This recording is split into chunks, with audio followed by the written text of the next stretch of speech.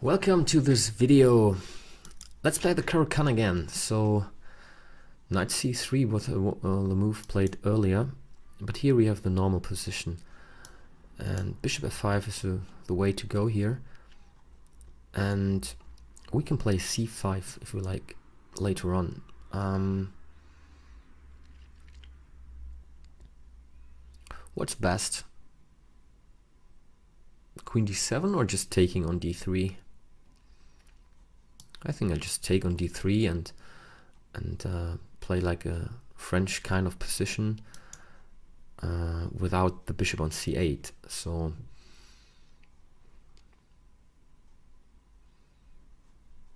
playing c5 and knight c6, queen b6 maybe, and then attacking white center on the dark squares. Maybe even playing f6 later on.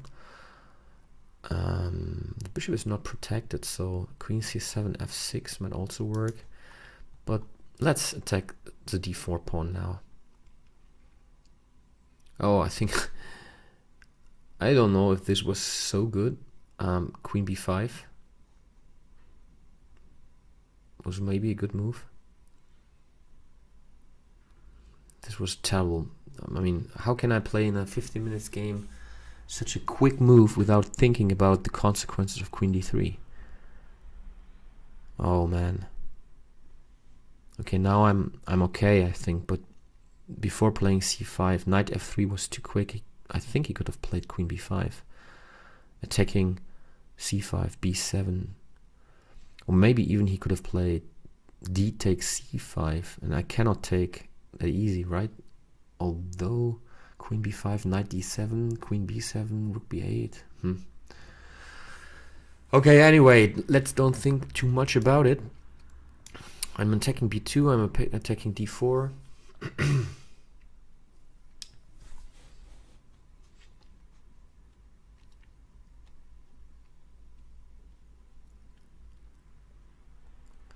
Maybe knight c6 next. I would love to see d takes c5, and then I can take with my bishop, and I'm really good developed. So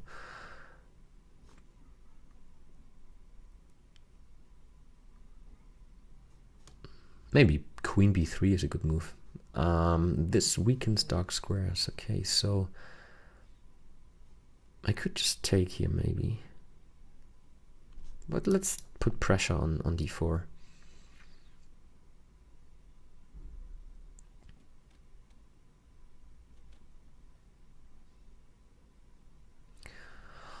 Rook c8, knight b4 might also be an option. Attacking here c2, d3.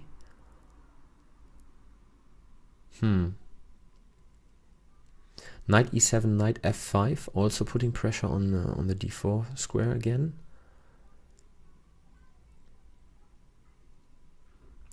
Wow, I didn't expect this one. I mean, the pawn on d4 is hanging, but he says knight b5, and he's threatening also something like knight d6.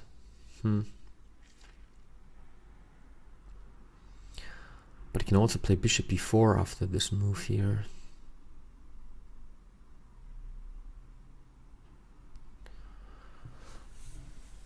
Okay, I take here on d4. I think it's too tempting. And then the black squares are so vulnerable, so bishop b4 very quick.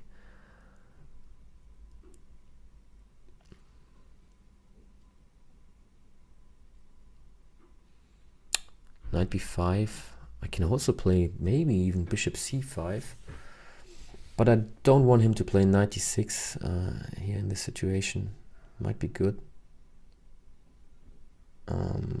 I think I play bishop b4.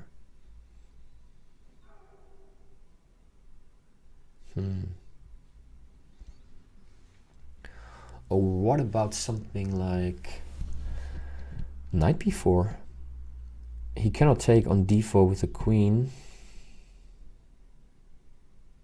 I mean, if I play knight b4 now, queen d4 would lose because of knight c2, so he needs to play queen d2.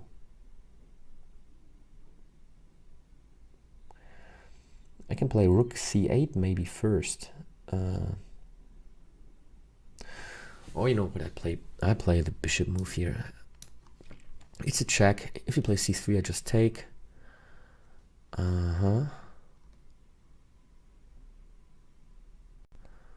So here he also needs to take care about e5 maybe. I think rook c8 is good.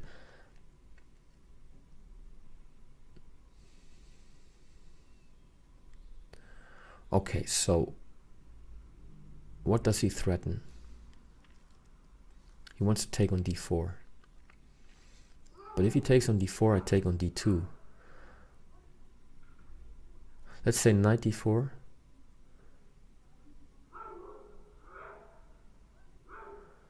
I take here. Takes the rook on the pawn on c2 is hanging, right?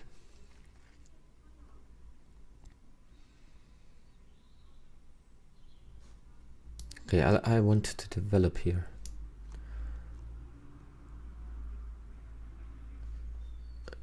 So knight to d4. Then I take on d2.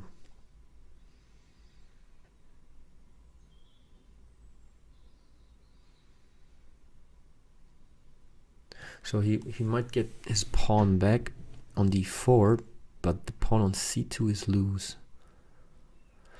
And the pawn on e5 is not that well protected anymore, so maybe even queen c7. Or I can play knight g6 now. Okay, here I take on d2.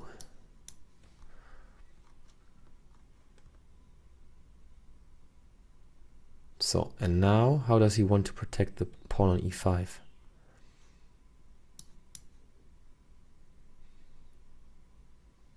Maybe he doesn't want to protect it at all. So he just takes on d4, and then he later plays rook e1, and he might sacrifice something on d5 later on. I need to castle. If I castle, I'm really in a very well shape, and but rook e5, knight e5, sorry.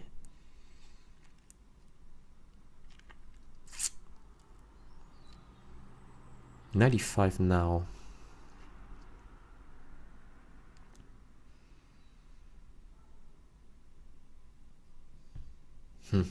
Or I take on d4 first.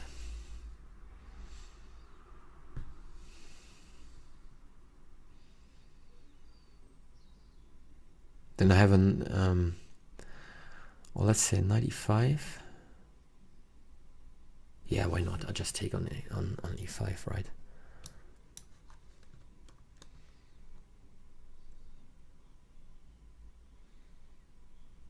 And then I castle. Now I can exchange on d4 and on f3. So I get rid of one pair of knights, which helps a lot to reduce the chances of white to attack me. And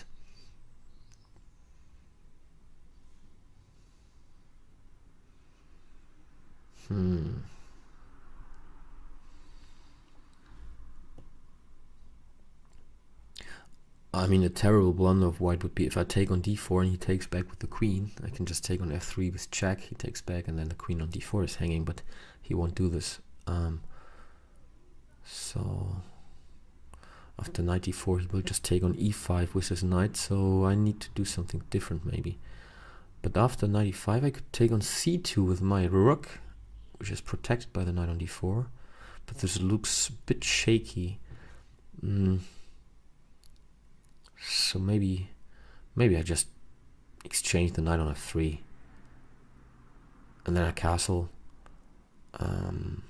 Maybe I need to take care a little bit about potential threats on my king with knight g5 or queen d3, mate on h7, but It's far away at the moment. I also don't like at the moment that my king is not castled. So let's just imagine there's a rook on e1. He might sacrifice on e6 or yeah. But here I can exchange queens.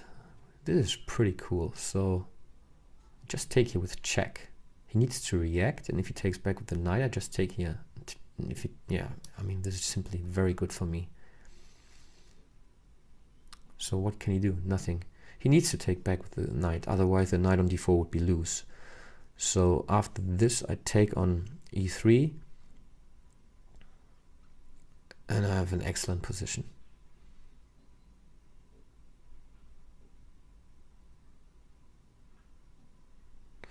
Pawn up in a very, very good position.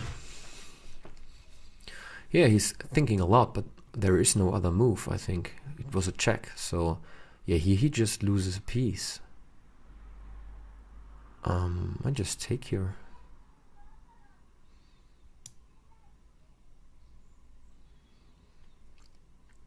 So I'm threatening to take the queen.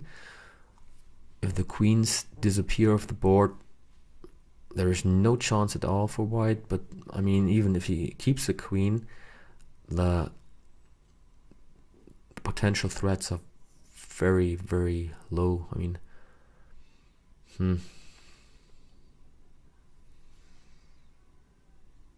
where does he want to move his queen to?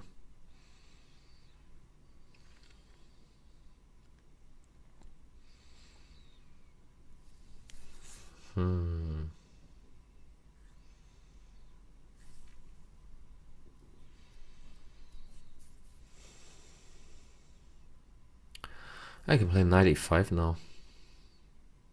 If he takes on g7, I take on f3, check, and I win his queen. Is there something else? I mean, I'm threatening knight f3 anyway.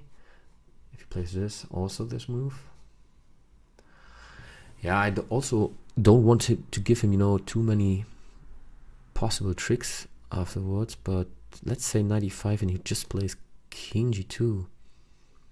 But then knight g6 looks good.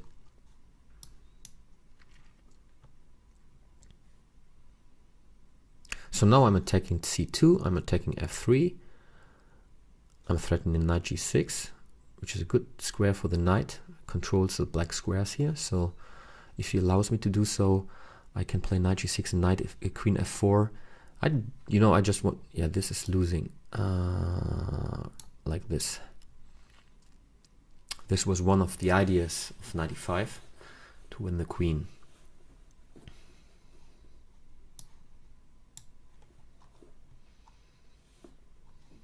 Okay, now, I mean, I don't need to find the very best moves. I just, you know, continue. Let's see if there are mate already. Rook c2.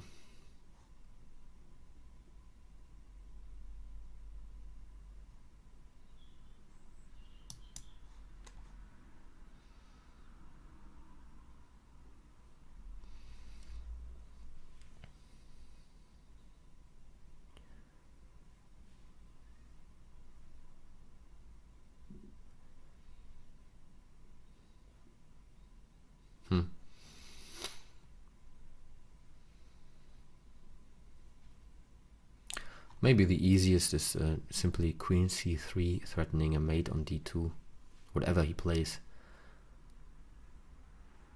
Even if he plays, okay,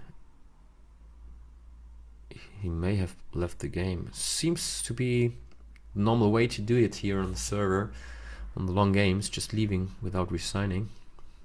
Okay. Thanks for watching.